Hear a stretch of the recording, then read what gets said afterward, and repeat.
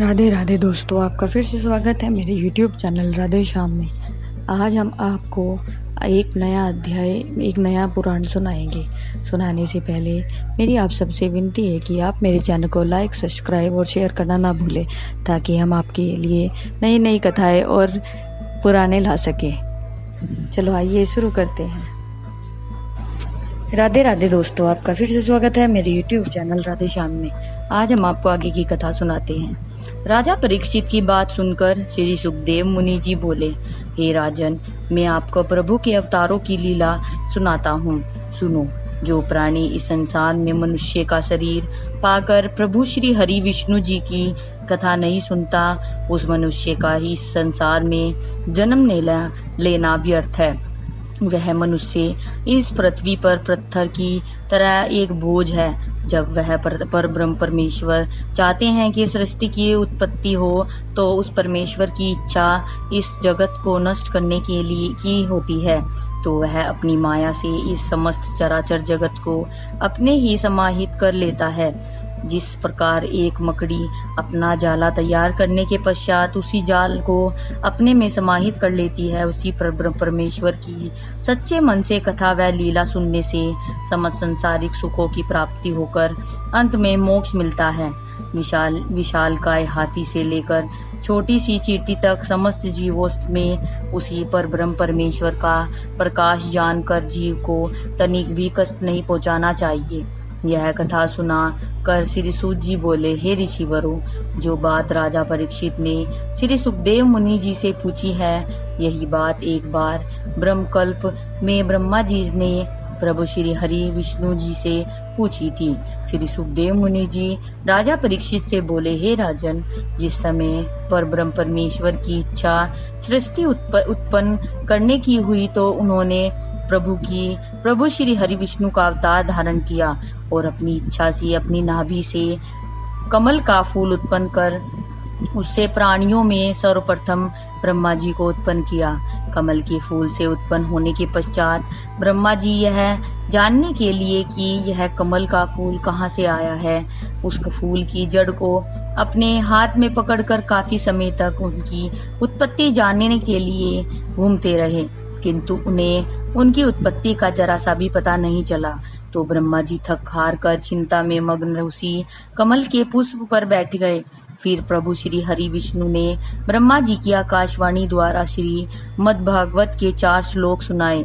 वह इस प्रकार हैं, हे ब्राह्मण, जिसे सर्वप्रथम आदि पुरुष प्रभु भगवान कहा जाता है, वह मैं हूँ, और वहाँ प्रलय हो जाने के पश्चात भी सिर्फ मैं ही शेष रहूंगा।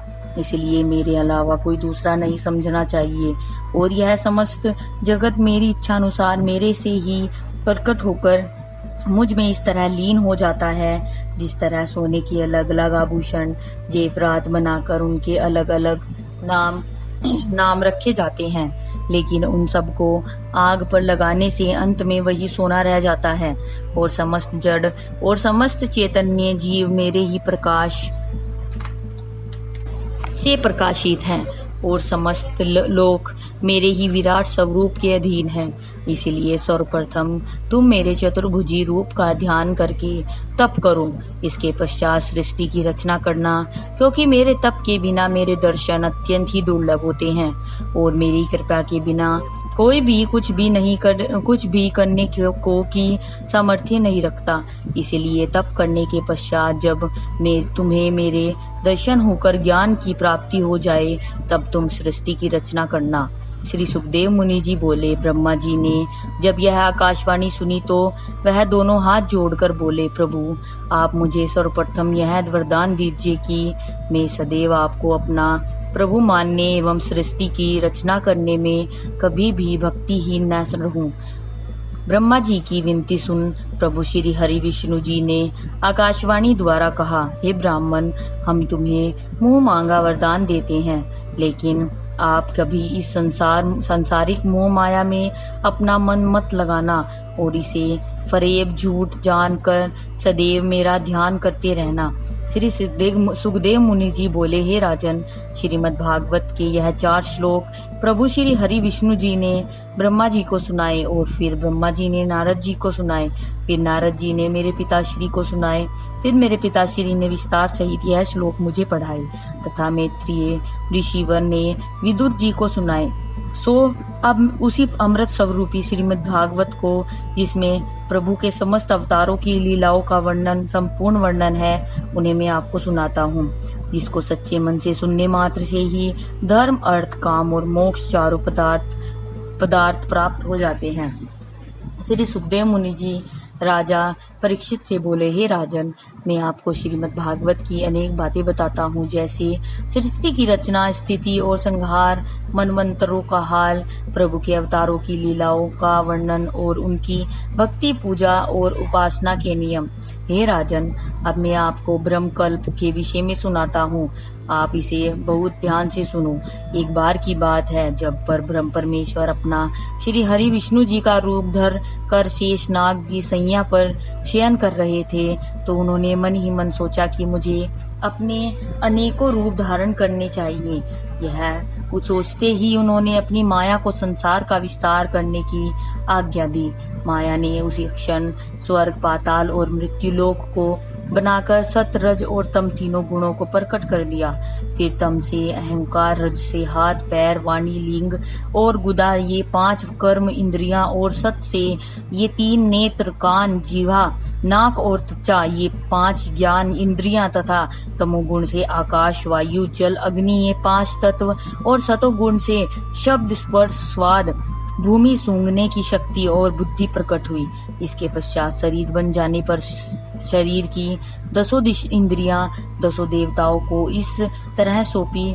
मुख अग्नि देव को, जीवा वरुण देव को, कान दिशा देव को, नाक अश्वनी कुमारों को, हाथ इंद्र देव को, आंख सूर्य देव को, लिंग मित्रा वरुण, गुदा यमराज को, पैर यज्ञ पुरुष को, बुद्धि ब्रह्मा जी को।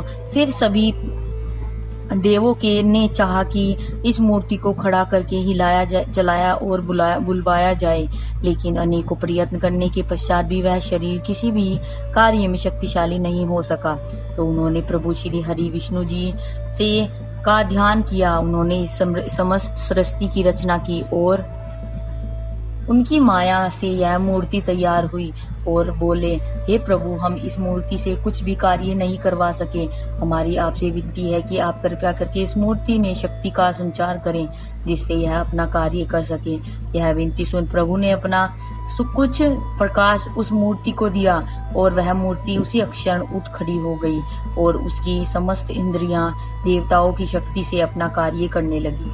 आज की कथा समाप्त करते हैं, आगे की कथा आपको कल सुनाएंगे। राधे राधे राधे राधे राधे राधे। जय श्री कृष्ण। अगर आपको मेरी वीडियो अच्छी लगी तो बेल आइकन दबाना ना भूलें, ताकि आपको मेरे आने वाली वीडियोस का नोटिफिकेशन मिलता रहे। धन्यवाद। ओम नमः शिवाय।